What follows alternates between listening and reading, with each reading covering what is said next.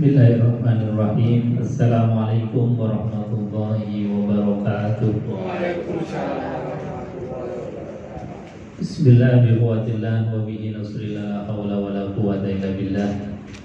Asyhadu an la ilaha illallah wa asyhadu anna Muhammadan abduhu wa rasuluh.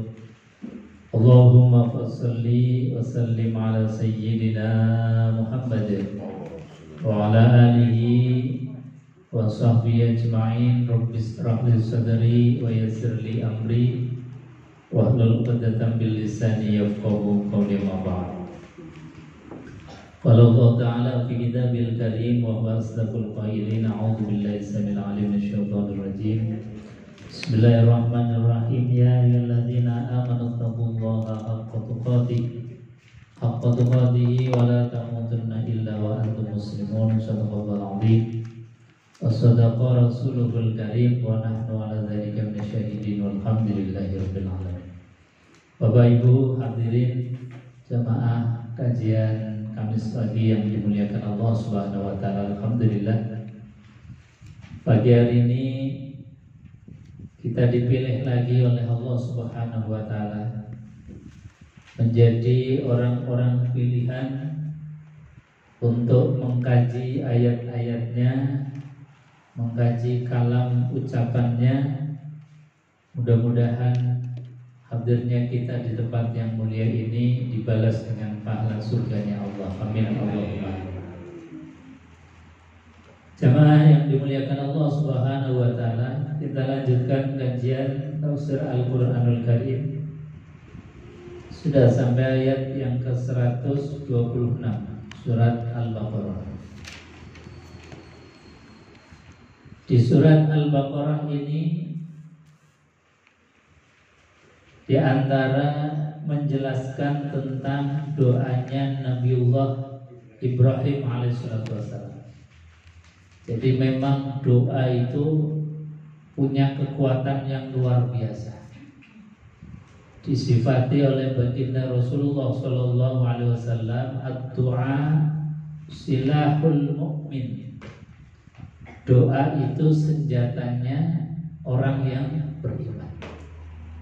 Jadi janjane kula lan panjenengan sedaya niku pun diparingi Gusti Allah niku senjata sing ampuh, senjata yang luar biasa.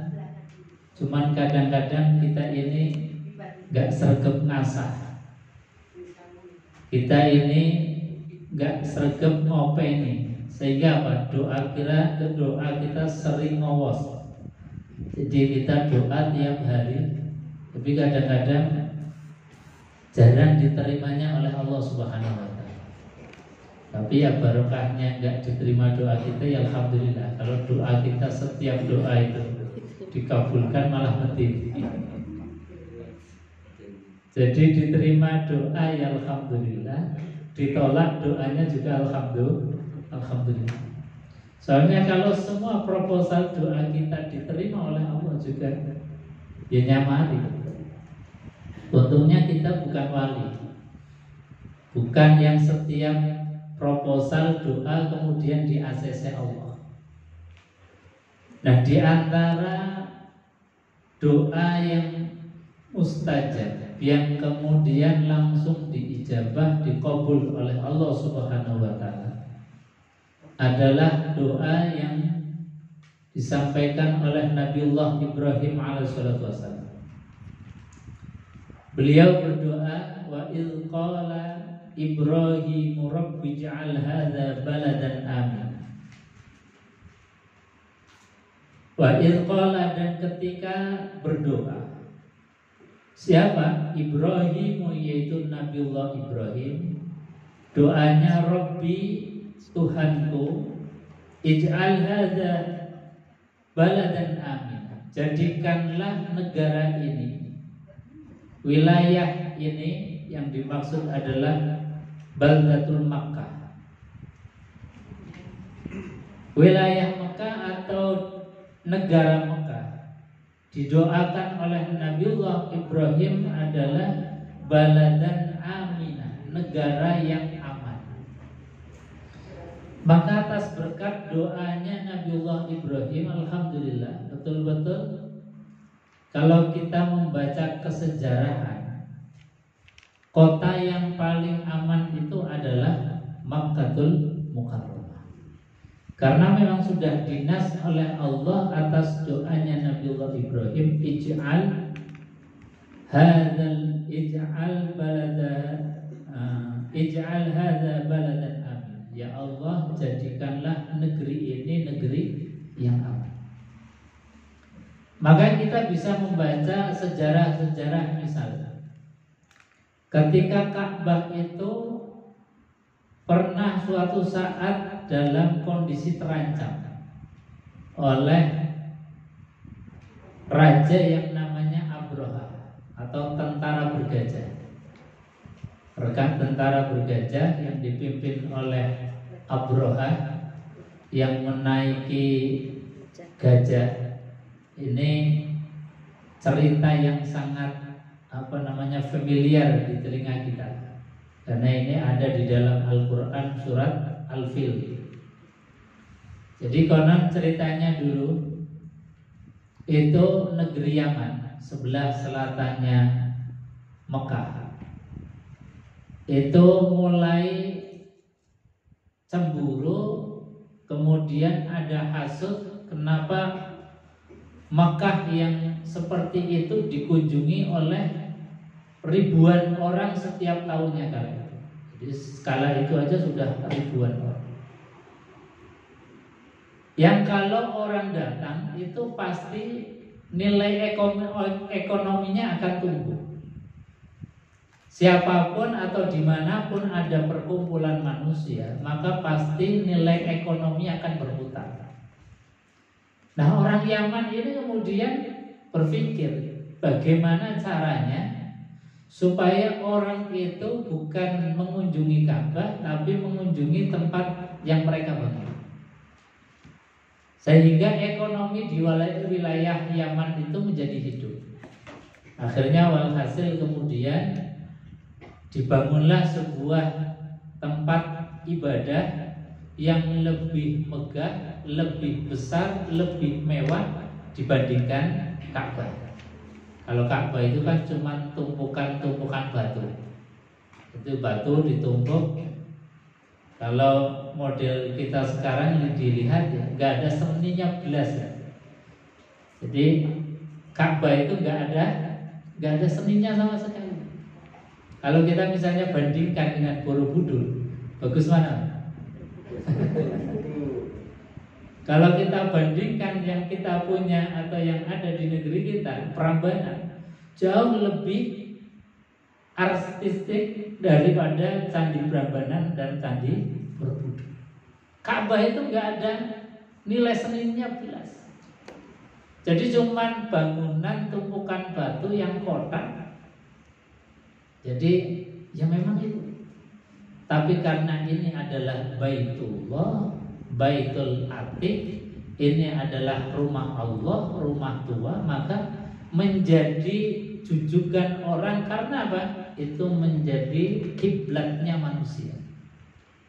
Makanya orang itu pasti ada kecenderungan ke sana, ke Ka'bah. Meskipun Ka'bah dibangun dengan sangat sederhana, tidak ada nilai seninya sama sekali. Maka ini penguasa Yaman kala itu berpikir gimana caranya supaya orang itu berpindah dari mengunjungi Ka'bah ke tempat mereka. Akhirnya dibangun sebuah tempat ibadah yang besar, megah, mewah. Tapi ternyata kemudian tidak juga menarik pengunjung. Bahkan kemudian akhirnya biasa perang urat saraf. Karena Ka'bah itu menjadi sumber ekonomi orang Mekah. Kemudian orang Yaman itu akhirnya kalau begini caranya kita rugi dong. Sudah membangun bagus-bagus, nggak ada yang datang. Akhirnya punya inisiatif bagaimana kalau Ka'bah itu kita robohkan saja, biar tidak ada bekasnya, rata dengan tanah, orang nggak mengunjungi lagi, kemudian beralih mengunjungi ke daerah yang. Akhirnya kemudian Abraha dengan tentaranya yang beliau menaiki gajah menuju ke Mekah. Nah, ketika di perbatasan Mekah ini kemudian Allah menurunkan thayran ababil. Alam taro kaifa fa'ala rabbuka bi ashabil fil. Alam yaj'al kaidahum fi tadlil wa arsala 'alaihim thayran ababil tarmihim bi hijaratin min sijil faja'alahum ka'asfin ma'kul. Alam taro, apakah engkau tidak melihat? Karena memang waktu itu secara jelas penduduk Mekah itu melihat langsung tentara gajah yang didaya luar biasa datang jauh-jauh ke Mekah. Itu asap membumbung tinggi. Sampai-sampai kakeknya Nabiullah Muhammad SAW, Abdul Muthalib, kemudian mengumumkan untuk penduduk Mekah agar menyingkir, menjauh dari kota Mekah, naik ke bukit-bukit, gunung-gunung, supaya tidak menjadi korban keganasan tentara bergajah. Nah, di perbatasan kota ini kemudian negosiasi. Ada pertemuan antara Abdul Muthalib dengan Abraha. Nah, sebelum sampai ke perbatasan kota Mekah, itu tentara bergajah itu sudah merampas dari harta-harta milik orang-orang penduduk Mekah, termasuk unta-untanya Abdul Muthalib itu dirampas. Makanya ketika Abraha ketemu dengan Abdul Muthalib negosiasi, kemudian Abraha turun dari singgasananya yang berada di atas gajah itu sebagai penghormatan kepada Abdul Muthalib. Tapi ketika dia turun, itu ternyata yang dinegosiasi oleh Abdul Muthalib itu tidak minta supaya Ka'bah itu untuk tidak dihancurkan, tapi Abdul Muthalib ini minta supaya untanya itu dikembalikan. Minta untanya dikembalikan. Raja ini kecewa banget. Ini ada pemimpin Mekah yang tempat ibadahnya mau dihancurkan, kok malah dibiarkan, malah minta untanya supaya dikembalikan. Raja yang asalnya takzim turun dari gajah itu sedikit kecewa. Sudah takzim menghormati, ternyata yang dihormati Abdul Muthalib hanya minta dikembalikan untanya. Maka saking penasarannya kemudian tanya, "Wahai Abdul Muthalib, kenapa engkau minta untanya dikembalikan? Bukan menegosiasi supaya Ka'bah itu tidak dihancurkan." Apa jawab Abdul Muthalib? Ini jawaban luar biasa, orang yang tauhidnya kuat, kencang. Kata beliau mengatakan, kalau onta itu milikku, maka saya yang punya hak, saya yang akan menjaganya. Sedangkan Ka'bah itu milik Allah, maka biarlah yang punya Ka'bah itu yang akan menjaganya. Itu satu kalimat tauhid yang luar biasa. Beliau bukan kemudian lepas tangan, lepas tanggung jawab atas Ka'bah, tapi memang mendudukan proporsinya yang pas. Ketika onta itu adalah milik beliau, haknya beliau, tanggung jawabnya beliau, maka beliau negosiasikan. Sementara Ka'bah yang rumah Allah, Baitullah, biarlah Allah yang menjaga. Maka betul kemudian onta-onta dikembalikan, semua penduduk Mekah itu menyingkir. Nah, ketika kemudian sudah steril Mekah itu dari penduduknya, kemudian Abraha sudah mulai berangkat. Nah, disitulah kemudian ara'aital ladzi alam tara kaifa fa'ala rabbuka bi ashabil fil alam yaj'al kaidahum fi tadlil. Alam yaj'al kaidahum fi tadlil apa? Alam taru kaifa fa'ala rabbuka bi ashabil fil. Alam yaj'al kaidahum fi tadlil wa arsala 'alaihim thayran ababil. Maka ketika sudah mulai mendekati kota Mekah, arsala 'alaihim thayran ababil. Allah mengutus burung ababil untuk menghancurkan mereka. Jadi betul-betul kalimatnya Abu Thalib itu, biarkan yang punya Ka'bah itu yang melindunginya, yang bertanggung jawab untuk melindungi Ka'bah. Dan benar Allah kemudian arsala 'alaihim thayran ababil tarmihim bihijaratin min sijil. Maka kemudian burung ababil itu melempari mereka dari batu-batu neraka.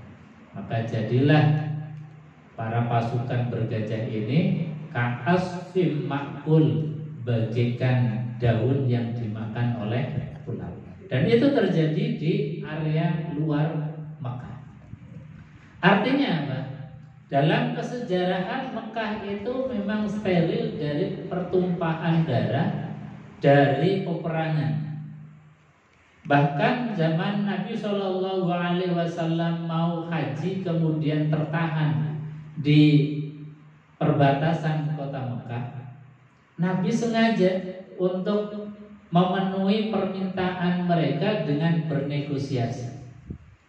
Karena khawatir kalau dipaksakan masuk kota suci Mekah akan terjadi pertumpahan darah yang luar biasa. Maka Nabi memilih jalan damai, meskipun resikonya harus kembali pulang ke Madinah dengan tangan hampa, tidak jadi melaksanakan ibadah haji. Nah, ini pilihan yang dilakukan oleh baginda Nabiullah Ibrahim, Nabiullah Muhammad SAW, diantaranya menjaga doanya Nabiullah Ibrahim. Nabiullah Ibrahim berdoa, Rabbi ja'al hadza baladan amin. Jadi Kanjeng Nabi Muhammad SAW dalam negosiasi perjanjian Hudaybiyah, yang perjanjian Hudaybiyah itu hampir semuanya item-item perjanjiannya itu merugikan Kanjeng Nabi, merugikan kaum muslimin. Tapi Nabi memilih itu karena apa? Di antaranya ada satu item yang Kanjeng Nabi ini junjung tinggi, yaitu apa? 10 tahun gencatan senjata. Adanya perdamaian, tidak adanya pertumpahan darah atau peperangan. Nah, ini sebetulnya prinsip yang paling dasar. Jadi kalau kita ini membangun peradaban, ya bangunlah dengan peradaban damai. Kalau peradaban dibangun dengan perang, psikologi perang itu kan kalau nggak menang ya kalah, kalau nggak terbunuh ya dibunuh. Jadi nggak bisa kemudian mengendapkan pikiran sampai hati ini bisa membedakan mana yang benar, mana yang salah, mana agama yang benar, mana agama yang salah. Itu dalam kondisi perang nggak mikir seperti itu. Mikirnya penting bisa menang, bisa menaklukkan musuh. Nah, ini Kanjeng Nabi memilih jalan damai, diantaranya tadi menjaga konstitusi dan menjaga doanya Nabiullah Ibrahim, Rabbij'al hadza baladan aminan. Memang pernah di tahun sekitar 80-an itu ada insiden kecil. Insiden kecil yaitu ketika jamaah haji pas waktu puncak-puncaknya haji, itu ada insiden orang bawa senjata, kemudian senjatanya itu ditaruh di keranda jenazah, ditutupi itu, sehingga orang mengira itu adalah jenazah.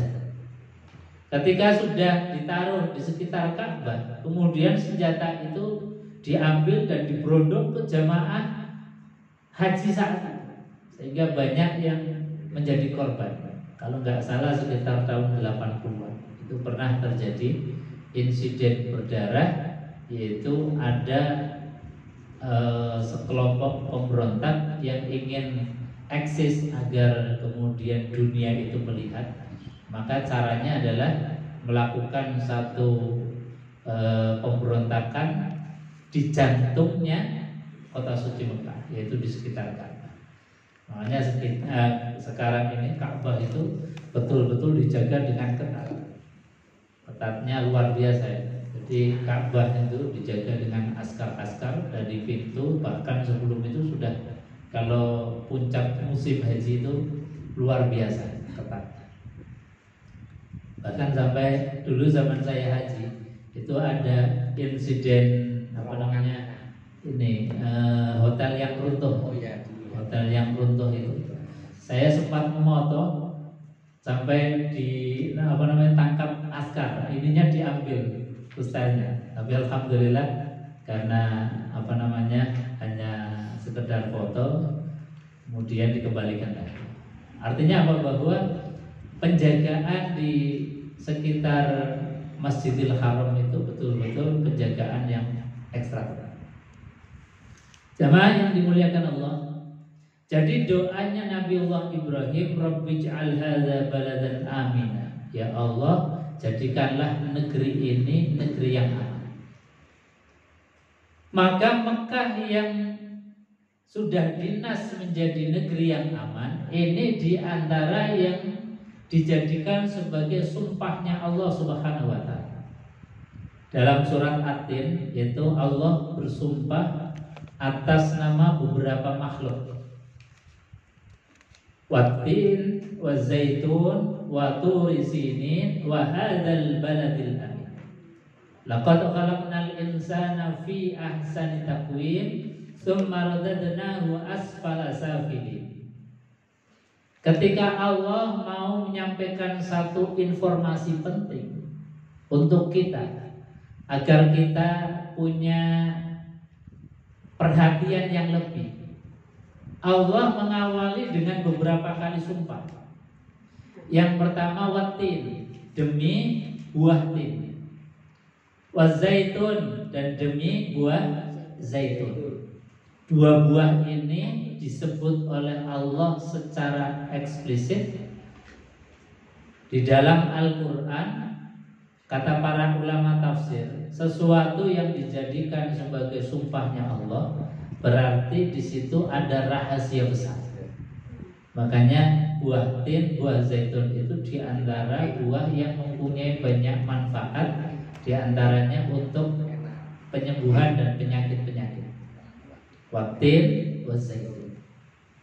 Waturi sinin. Yang ketiga ini Allah bersumpah atas nama tempat, yaitu Tur Sinai, Bukit Sinai, yang menjadi tempat turunnya wahyu kepada Nabiullah Musa alaihissalam.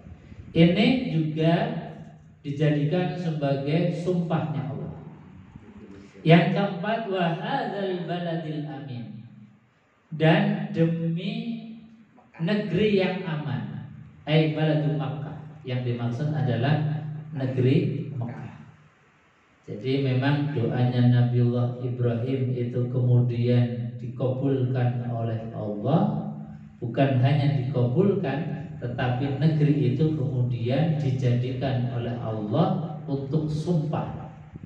Dijadikan sebagai sumpah, menghantarkan satu informasi penting. Apa yang disampaikan oleh Allah setelah 4 sumpah ini? Laqad khalaqnal insana fi ahsani taqwim. Sungguh benar-benar. Ini bahkan taukidnya double-double, penguatnya double-double. Sudah di awal 4 kali sumpah, ada lam taukid, ada qad penguat lagi. Taukidnya double-double. Artinya tidak boleh informasi ini disepelekan. Laqad khalaqna, sungguh kami telah menciptakan al-insan, manusia, fi ahsani taqwim, dalam bentuk yang paling sempurna. Ini kita makhluk manusia adalah makhluk yang secara physically itu punya kesempurnaan dibandingkan dengan makhluk yang lain. Sekalipun bandingannya itu ada malaikat. Malaikat masih kalah dengan kita manusia. Jadi malaikat saja derajatnya itu kalah dengan derajatnya kita manusia. Kenapa? Karena manusia diberikan piranti yang lengkap, ada hati, ada akal, ada pikiran, ada nafsu. Malaikat gak punya pikiran, gak punya nafsu. Jadi apa yang Allah perintahkan hanya sami'na wa ata'na. Tapi kita punya lengkap. Jadi inilah yang membedakan dan ini yang menjadi derajat kita ini tinggi di hadapan Allah Subhanahu wa taala. Tapi derajat yang tinggi ini punya potensi degradasi. Summa radadnahu asfala safilin. Ketika kita tidak bisa menjaga ketinggian kedudukan kita, maka derajatnya kita ini tersungkur, terdegradasi, bahkan asfala safilin, ke tempat yang paling rendah, bahkan lebih rendah daripada bahaim atau hewan.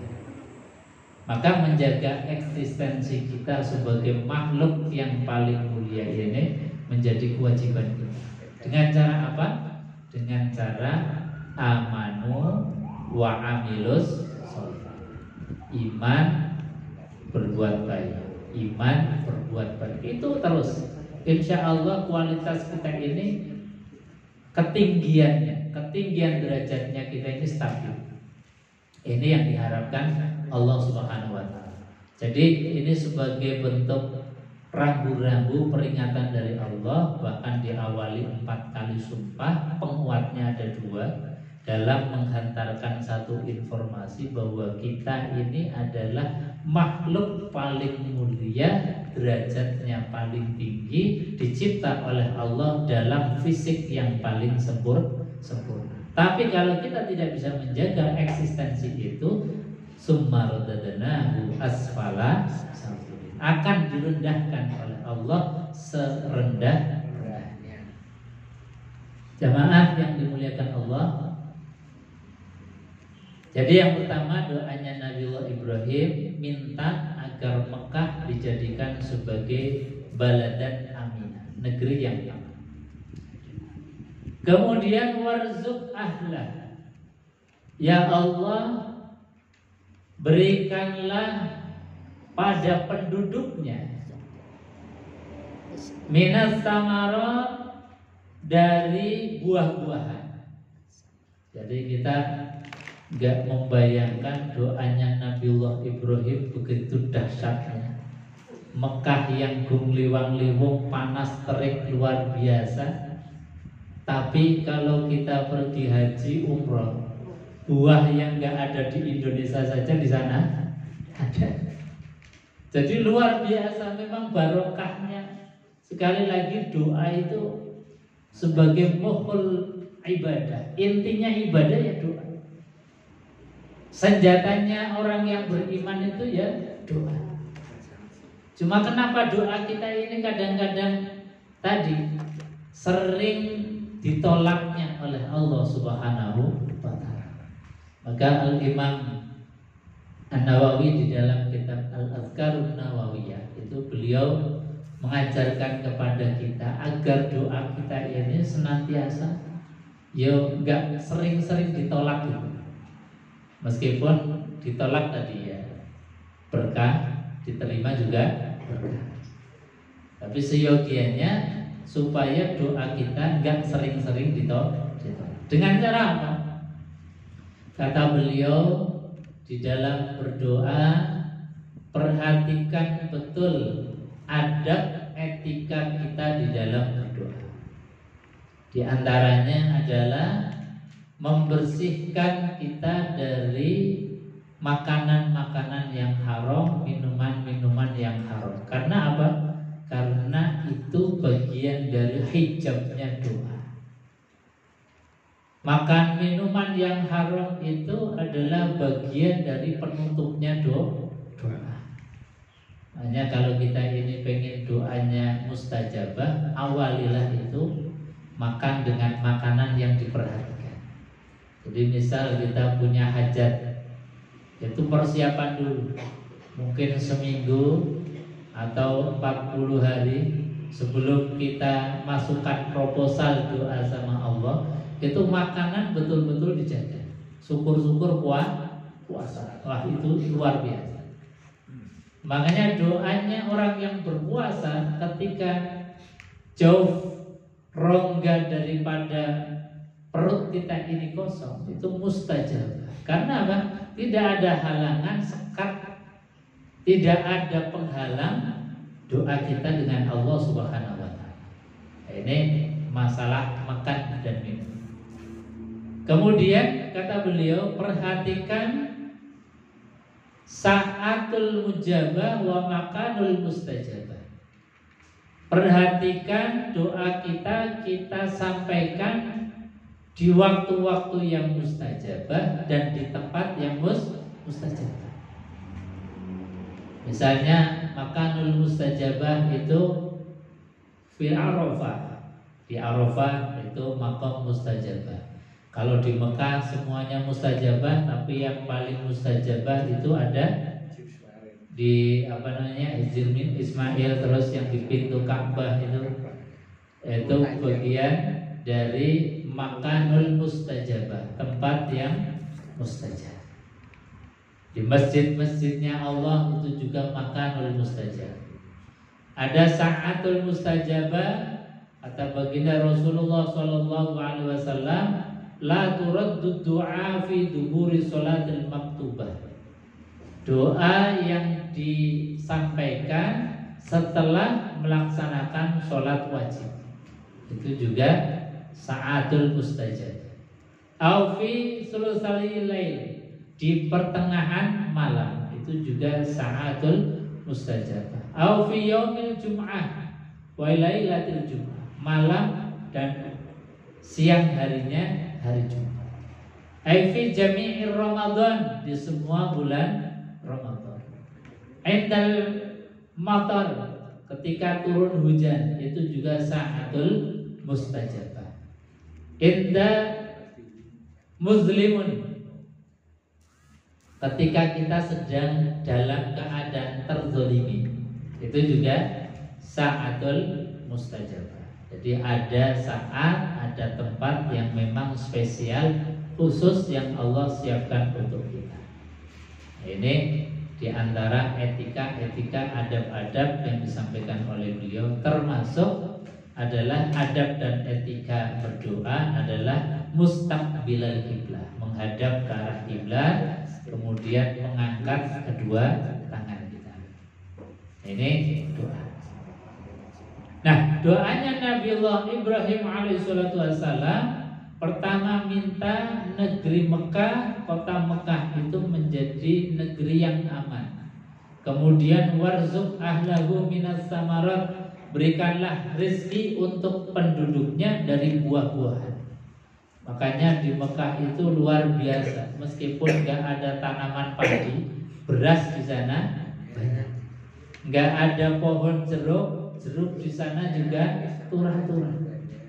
Jadi doanya Nabiullah Ibrahim itu sekali lagi doa yang dikabulkan oleh Allah Subhanahu wa taala. Bahkan Kanjeng Nabi Muhammad sallallahu alaihi wasallam dalam menjaga keamanan kota suci Mekah sampai rela untuk kembali ke Madinah dalam rangka apa? Agar tidak terjadi pertumpahan darah, agar tidak terjadi perang saudara.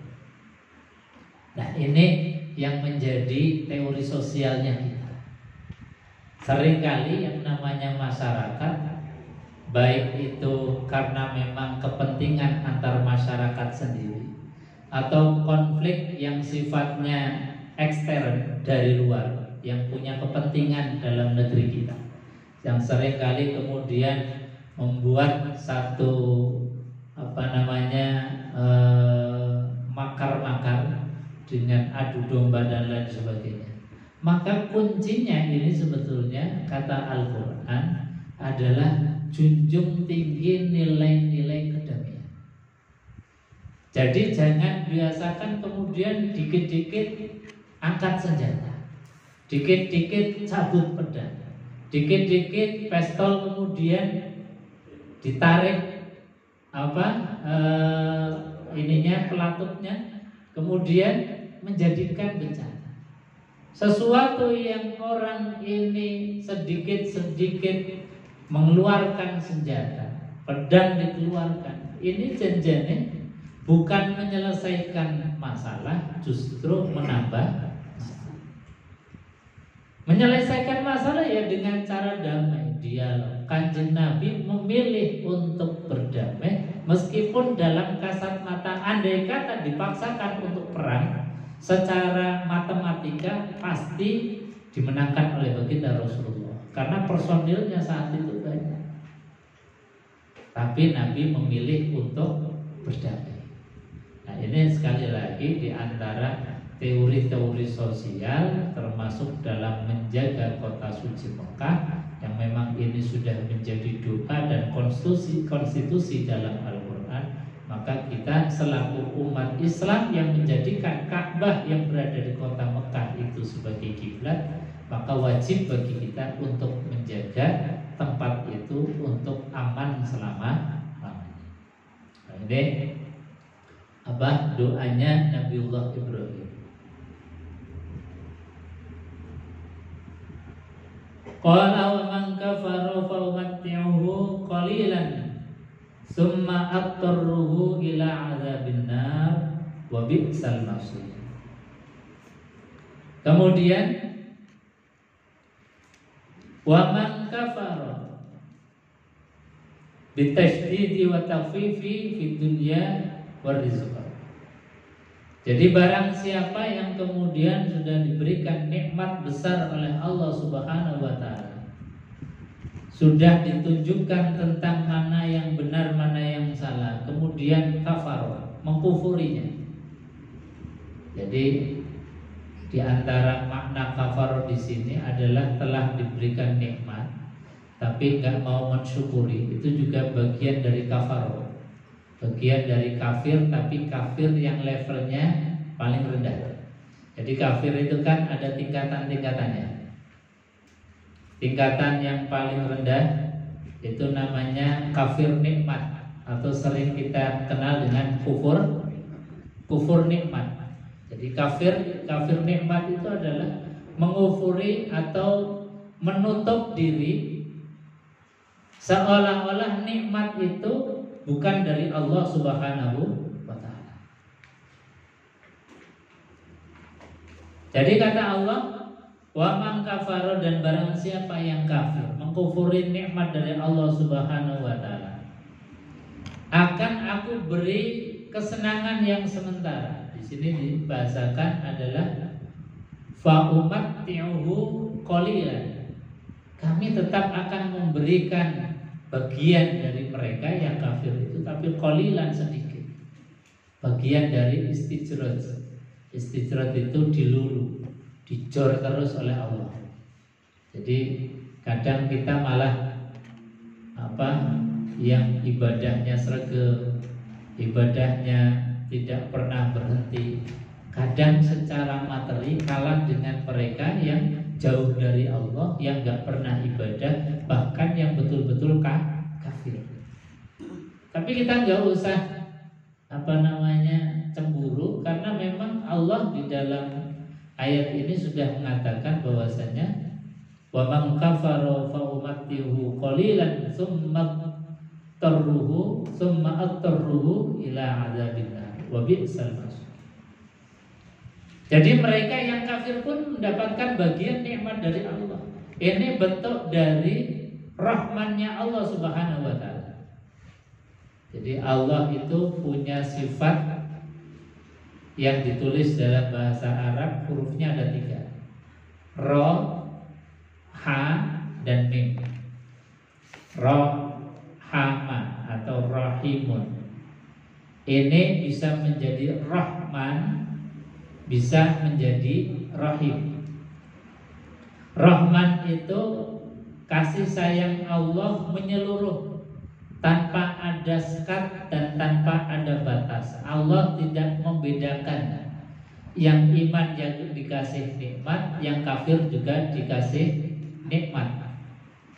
Yang taat dikasih harta, yang tidak taat pun sama dikasih oleh Allah. Ini bentuk rahmannya Allah Subhanahu wa ta'ala. Jadi semua makhluk itu dikasih bagiannya masing-masing. Nah, ada yang disebut rahim. Rahim itu adalah kasih sayangnya Allah yang khusus diberikan untuk orang-orang yang beriman nanti di akhirat. Nah, bandingannya Rahman dengan Rahim. Rahman itu 1%. Di dunia ini yang digelar dibagi untuk sekian banyak makhluknya Allah. Sementara Rahim itu dijelaskan oleh para ulama yang 99% nanti di surga. Sudah prosentasenya itu lebih besar, peruntukannya lebih kecil. Karena apa? Hanya khusus untuk orang yang beriman. Gimana kita bisa menikmatinya? Tentu gambarannya sangat luar biasa. 1% dibagi sekian miliar, tidak pernah kekurangan rahmannya Allah. Kita pun sudah bisa menikmati dengan begitu luar biasa. Apalagi yang rahimnya Allah yang 99% khusus untuk orang yang beriman. Jadi nikmatnya gambarannya itu berlipat-lipat ganda. Makanya gambarannya surga itu gak bisa terindra, gak bisa terbayangkan. Bahkan terbayangkan saja belum pernah oleh gambaran hati dan pikiran kita. Saking nikmatnya kenikmatan surga. Nah, itu Allah Subhanahu wa ta'ala atas respon dari doanya Nabiullah Ibrahim kemudian diijabah. Bahkan kata Allah, wa man kafara fa umatihu qalilan. Meskipun yang kafir tetap mendapatkan bagiannya. Tapi apa? Summa attarruhu ila adzabinnar. Tapi mereka karena kekafirannya tetap akan diberikan siksa, diberikan konsekuensi logis, yaitu panasnya api neraka. Wa bi'sal masir, dan neraka itu adalah tempat yang paling jelek. Sejelek-jeleknya tempat itu adalah neraka. Bapak Ibu hadirin jemaah yang dimuliakan Allah Subhanahu wa ta'ala, ini untuk ayat yang 126.